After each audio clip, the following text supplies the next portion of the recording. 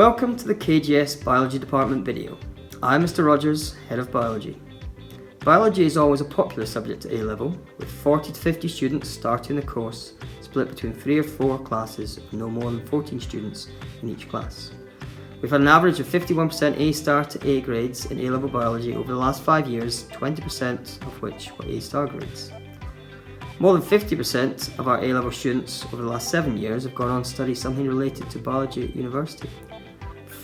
42 of those students were successful applicants for medicine, dentistry, veterinary medicine and Oxbridge courses. Our ethos for learning in biology is one of a practical hands-on approach. This instills engagement and an inquisitive approach to learning, which ensures the development of the applicable problem-solving, analytical and evaluative skills that are greatly sought after in higher education and the world of employment. As part of the A-level, students have to demonstrate appropriate practical skills to pass the practical endorsement.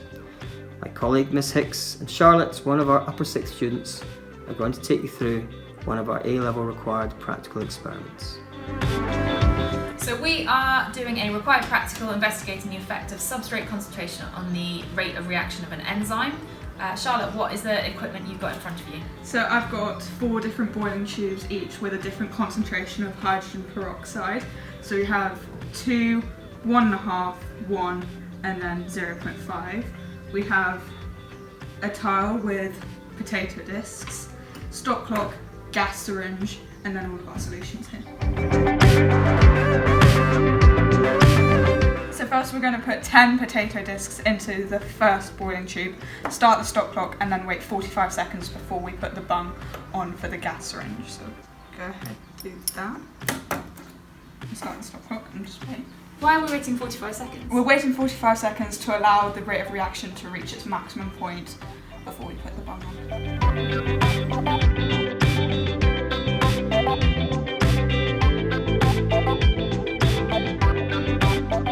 So Charlotte, tell us a little bit about what is actually happening in this reaction. Okay, so basically an enzyme called catalase found in the potato is breaking down the hydrogen peroxide into hydrogen and oxygen. And the oxygen is what you can see is what's causing the effervescence and causing the gas syringe to collect gas.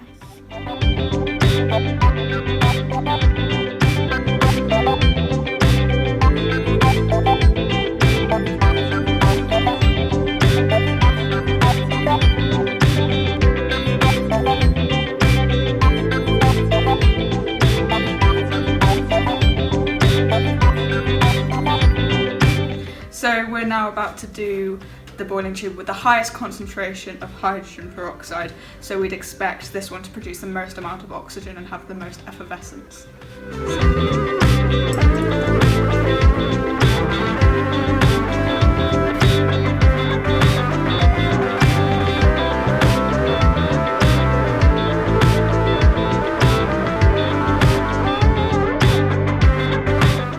So we've done our 4 boiling tubes of hydrogen peroxide. What did the data show? So the data shows a nice linear relationship between the volume of oxygen produced and the concentration of hydrogen peroxide.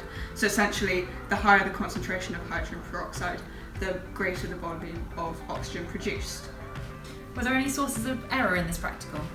Because the potato chips were hand cut, they're obviously not going to be exactly the same size, so you might have a slightly larger chip in one boiling tube than the other, which means you'll get varying concentrations of catalase in each boiling tube, which will reflect on the results a little bit.